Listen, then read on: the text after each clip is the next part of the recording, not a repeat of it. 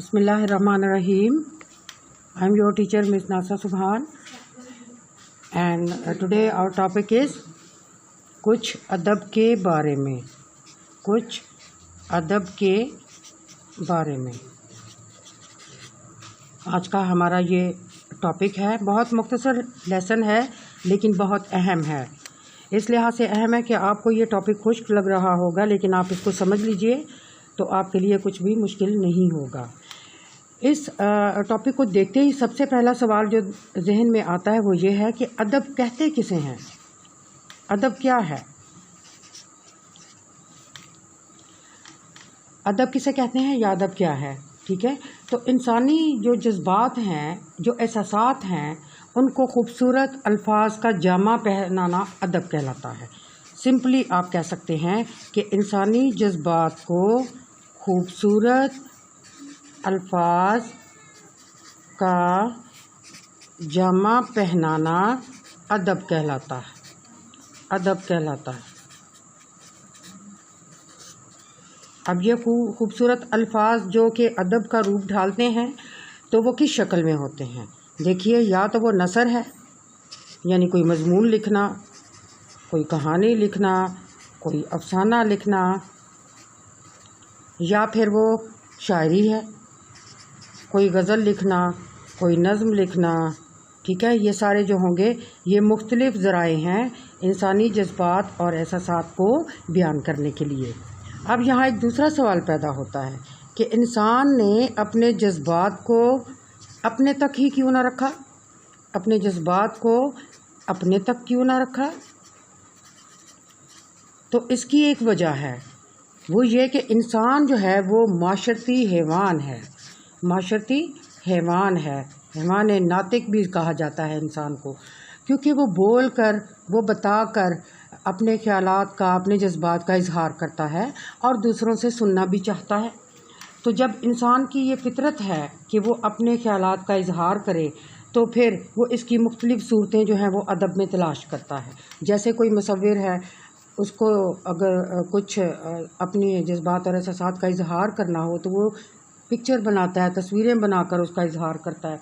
तो अदब में जो ये तमाम असनाफ हैं ये शामिल होंगी, और ये चीज़ याद रखने की है बच्चों कि अदब जो है वो हमारे माशरती रवैये जो हैं उनकी अक्कासी करता है, या माशरती रवैये का अक्कास होता है।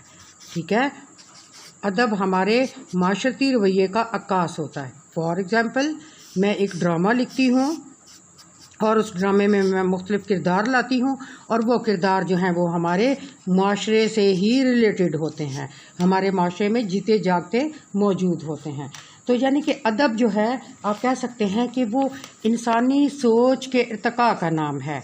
इंसानी सोच के इर्तिका का नाम अदब है। अब आपके ज़हन में ये सवाल पैदा हो रहा होगा कि इर्तिका क्या है? ठीक है, देखिए मैं आपको समझाती हूँ। ये फ़र्ज़ करें मट्टी है, इसमें मैं एक बीज बो देती हूँ, इससे छोटी सी कोंपल निकलती है, फिर एक पत्ता निकलता है, फिर एक और पत्ता, इसके बाद ये प्रोसेस जारी है। तो ये जो आहिस्ता आहिस्ता इसके लीव्स हैं, ये स्टेम है। ठीक है, तो आहिस्ता आहिस्ता जो भी इसके साथ इसका प्रोसेस हुआ, एक पत्ता निकला, पहले कोंपल निकली, फिर पत्ता, फिर दूसरा, ये जो रफ्ता रफ्ता बढ़ा, ये है इसका इर्तिकाई अमल। इर्तिकाई अमल यानी किसी भी चीज़ का आहिस्ता आहिस्ता, रफ्ता रफ्ता बढ़ना, रफ्ता रफ्ता आगे जाना, या आहिस्ता आहिस्ता ग्रो करना, आहिस्ता आहिस्ता बढ़ना, उसको हम इर्तिका कहते हैं।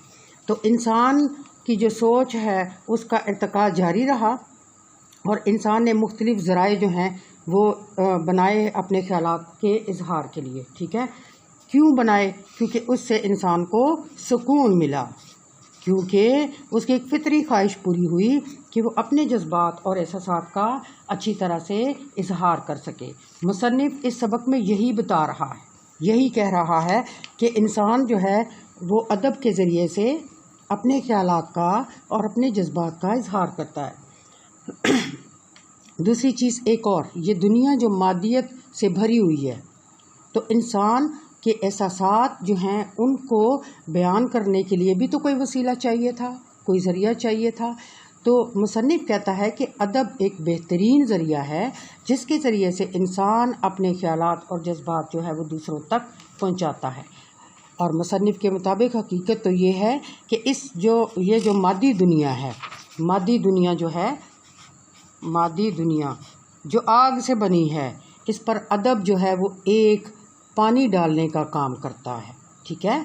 دیکھیے، اگر دل میں سکون نہ ہو اور انسان کو ساری چیزیں میسر ہوں تو وہ اپنی زندگی ٹھیک طرح سے نہیں گزار سکتا۔ اگر خودکشی کے آپ دیکھیں کیسز تو وہاں پہ زیادہ ہیں جہاں پر ساری چیزیں لوگوں کو میسر ہیں مغرب میں، ٹھیک ہے۔ تو وہ کیوں؟ کہ ان کے دل میں سکون نہیں ہے، ٹھیک ہے۔ اور اس کے علاوہ اور مشرق میں بھی ایسا ہے کہ ایک انسان کے پاس ساری چیزیں ہوتی ہیں لیکن اسے سکون میسر نہیں ہوتا، تو وہ کیا کرتا ہے کہ اپنے آپ کو ہی مار ڈالتا ہے۔ اپنی ایک ذہنی ہجانی ایک کیفیت ہوتی ہے، تو اس ہجانی اور ذہنی کیفیت کو بیلنس رکھنے کے لیے، برابر رکھنے کے لیے ادب ضروری ہے۔ مصنف کہتا ہے ادب ضروری ہے تاکہ انسان اپنے خیالات کا اظہار کر سکے۔ اور انسان کس سے زیادہ متاثر ہوتا ہے؟ حسن سے، چاہے وہ کسی بھی شکل میں ہو، ٹھیک ہے۔ حسن کسی چیز میں ہو، کسی انسان میں ہو، انسان جو ہے وہ ہمیشہ اس کی فطرت ہے کہ وہ اس سے زیادہ متاثر ہوتا ہے۔ تو اسی حسن پرستی نے، یہی جو حسن ہے، یعنی کہ جو حسن پرستی ہے، اس نے انسان کو مجبور کیا کس پر؟ بہترین ناول لکھنے پہ، بہترین ناول لکھنے پہ، بہترین ڈرامے لکھنے پہ، بہترین شاعری کرنے پہ، ٹھیک ہے۔ انسان کو مجبور کیا کہ وہ یہ ساری چیزیں کرے۔ تو جتنے بھی زمانے میں انقلاب آئے لیکن ادب جو ہے وہ کسی نہ کسی رنگ میں مضبوط طریقے سے موجود رہا۔ مصنف کہتا ہے کہ ادب ہی ہے جس نے انسانیت کو دراصل جینے کا ڈھنگ دیا ہے، ٹھیک ہے۔ اور یہ ادب جو انسان کی زندگی کے لیے انتہائی ضروری ہے۔ اور سب سے زیادہ امپورٹنٹ بات جو اس نے کی ہے وہ یہی ہے کہ یہ جو ادب ہے، جو سائنس کی پیدا کردہ آگ ہے، اس پر پانی ڈالنے کا فریضہ سر انجام دیتا ہے۔ تو یعنی جو مصنف ہے وہ ادب کی اہمیت کو اجاگر کرتا ہے اور بتاتا ہے کہ انسان نے ادب کا انتخاب کیوں کیا اور ادب کے فروغ کے لیے مزید کیا کرنا چاہیے۔ کہ زمانے کے جتنے بھی انقلاب آئے ہیں، ادب کو ہر رنگ میں محفوظ ہونا چاہیے اور یہ خود محفوظ رہے گا۔ کیوں؟ کہ انسان اسے خود محفوظ رکھنا چاہتا ہے۔ انسان ہر دور میں، جو بھی دور ہو، اپنے خیالات کا اظہار کرنا چاہتا ہے۔ اس سبق میں یہی بتایا گیا ہے۔ اس کی ایکسرسائز میں آپ کو بھجوا رہی ہوں، ٹھیک ہے۔ سوالات کے جوابات آپ کر لیجئے، اور آپ کو اگر کوئی مسئلہ ہے تو کل ہم اس کو زوم کی کلاس میں ڈسکس کریں گے، اور پلیز سب زوم کی کلاس اٹینڈ کریں۔ Thank you so much.